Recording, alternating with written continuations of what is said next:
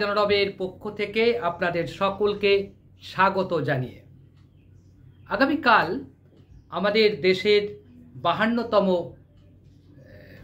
প্রধান বিচারপতি হিসাবে যিনি শপথ নিতে যাচ্ছেন তার কথাবার্তা এবং তিনি হচ্ছেন প্রথম প্রধান বিচারপতি স্বাধীন ভারতে সুপ্রিম কোর্টের, যিনি বৌদ্ধ সম্প্রদায় থেকে আসছেন, অর্থাৎ বৌদ্ধ সম্প্রদায়ের প্রতিনিধি হিসাবে দেশের প্রধান বিচারপতির পদে বসতে চলেছেন। আসলে তার নাম হচ্ছে বি.আর. গাভাই, ভূষণ রামকৃষ্ণ গাভাই। আপনারা সকলেই তার নামটা আমরা সকলেই পরিচিত নাম, আমাদের কাছে বি.আর. গাভাই খুবই পরিচিত এবং ইদানিংকালে তার কিছু বক্তব্য, তার কিছু চিন্তাভাবনা যেটা আমাদের সমাজকে আলোড়িত করেছে, আমাদের দেশকে আলোড়িত করেছে। সবচেয়ে বড় আলোড়িত করেছে আমাদের কাছে দুদিন আগে একটি সংবাদ মাধ্যমকে দেওয়া তার সাক্ষাৎকার, এবং তিনি সেই সাক্ষাৎকারে যে কথাটি খুব স্পষ্ট করে বলেছেন সেটা আপনাদের কাছে বললেই আপনারা বিষয়টি খুব স্পষ্ট করে বুঝতে পারবেন। তিনি বলেছেন যে এক জায়গায় তিনি একের পর এক যে নাগরিক হিসাবে তিনি তার দায়িত্ব পালন করবেন।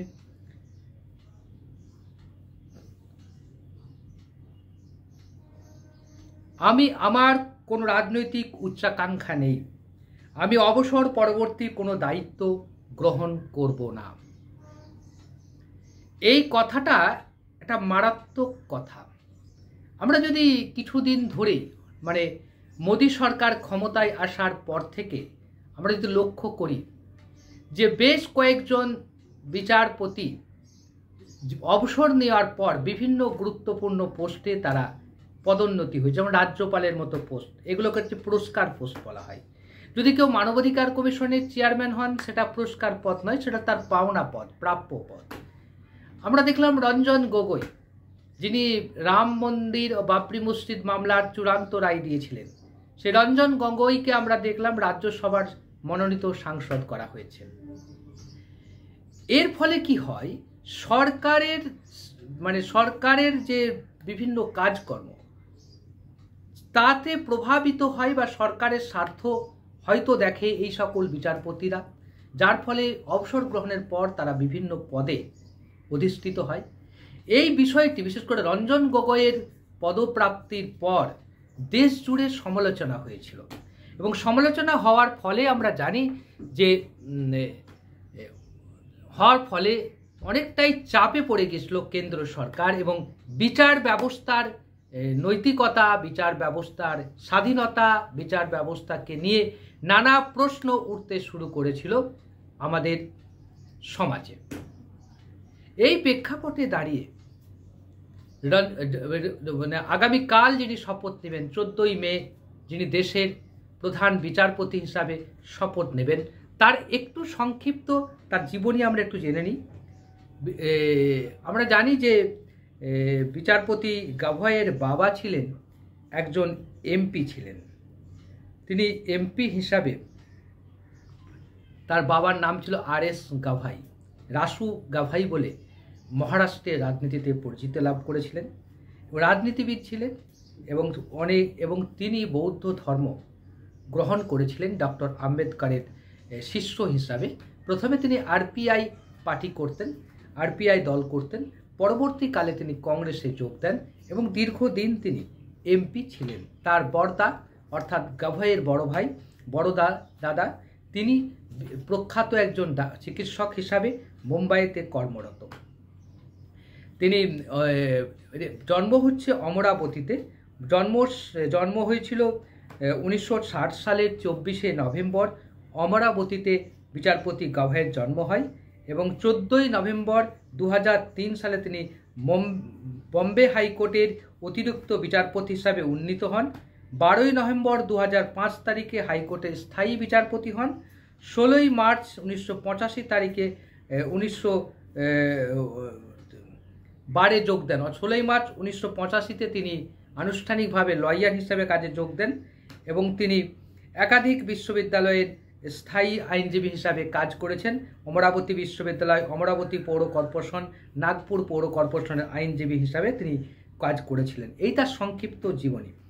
তো আমরা জানি যে আগামীকাল 14ই মে তিনি রাষ্ট্রপতির মাধ্যমে শপথ গ্রহণের মধ্য দিয়ে প্রধান বিচারপতি হিসাবে শপথ গ্রহণ করবেন। এবং গবাই নিজেই বলেছেন যে আমি সম্ভবত প্রথম বৌদ্ধ প্রধান বিচারপতি হব। সর্বদা আর্থ সামাজিক ন্যায় বিচারের ধারণার প্রতি সমর্থন জানিয়ে এসেছেন। এখন তিনি বলেছেন যে আমি সাধারণত সোশ্যাল মিডিয়া দেখি না, খবরের কাগজে ক্লিপিংগুলো মন দিয়ে পড়ি।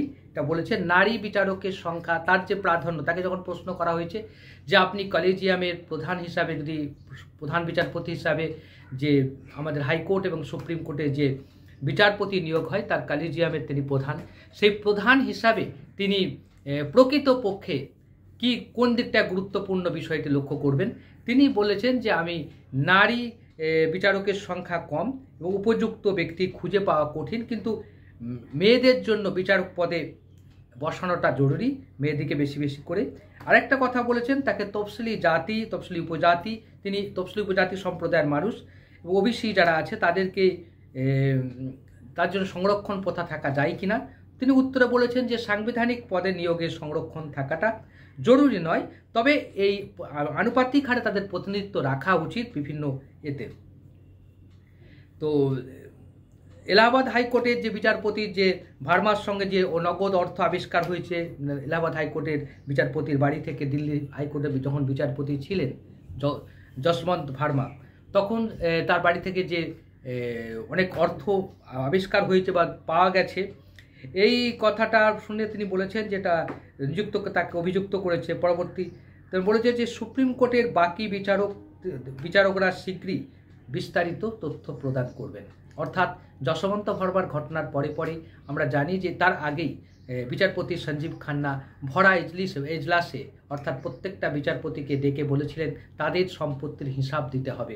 সেই হিসাব খুব দ্রুতই 33 জনের মধ্যে 21 জন অলরেডি দিয়ে দিয়েছে।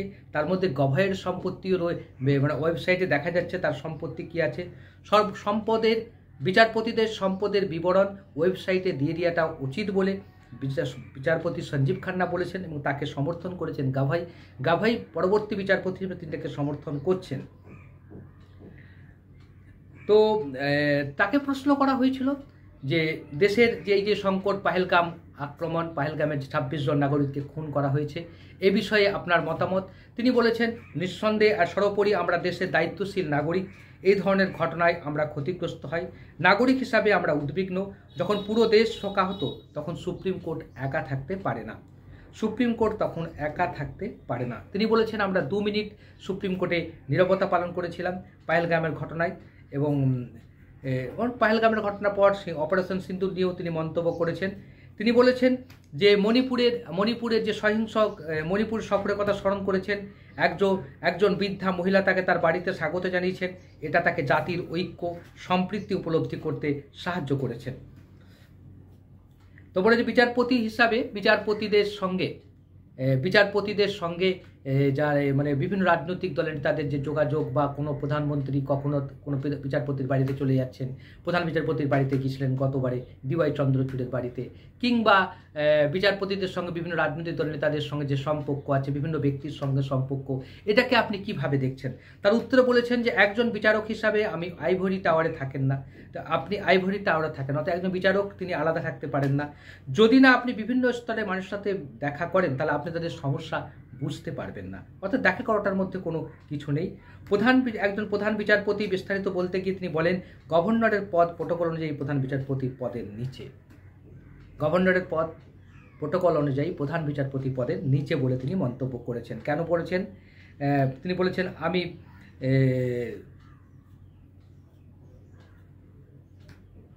তাকে প্রশ্ন করা হয়েছিল যে একজন প্রাক্তন বিচারপতি তিনি সুপ্রিম কোর্ট থেকে রিটায়ার করার পর তিনি গভর্নরের পদ গ্রহণ করেছেন, তখন বলেছেন প্রোটোকল অনুযায়ী গভর্নরের পদটা কিন্তু নিচে, আমি অন্যদের কথা বলতে পারি না। তিনি বলেছেন আমি কোনো অন্যদের কথা বলতে কে কী কোন পদ নিচ্ছে সেটা আমি বলতে পারি না, তবে আমি একটা কথা দিচ্ছি আমার কোনো রাজনৈতিক উচ্চাকাঙ্ক্ষা নেই, আমি অবসর পরবর্তী কোনো দায়িত্ব গ্রহণ করব না বিচারপতি গাভাইয়ের স্পষ্ট ইঙ্গিত। এর পরের যে প্রশ্ন, সাংঘাতিক প্রশ্নের উত্তর বিচারপতি গাভাই দিয়েছেন। বিচারপতি গাভাইকে প্রশ্ন করা হয়েছিল যে সুপ্রিম কোর্টকে বলা হয়েছে সুপার সংসদ, অর্থাৎ সংসদে প্রণীত আইনকে আপনারা বাতিল করে দিচ্ছেন, প্রতিটা মুহূর্ত আপনারা নজরদারি চালাচ্ছেন সংসদের উপরে, প্রতিটা মুহূর্ত আপনারা নজরদারি করছেন বিভিন্ন রাজনৈতিক দলের আইন, বিধানসভা লোকসভাতে আইন আনার প্রক্রিয়াটাকে আপনি আটকে দিচ্ছেন। তখন তিনি বলেছেন, তিনি একটা মামলার উদাহরণ দিয়ে বলেছেন যে কেশবানন্দ ভারতীর রায়ে 13 বিচারপতির বেঞ্চের একটি রায় প্রমাণিত হয়েছে সংবিধানই সর্বোচ্চ, অর্থাৎ সংবিধানকে অগ্রাধিকার দিতে হবে, সংবিধান সবার উপরে, সংবিধানের বাইরে কিছু নেই।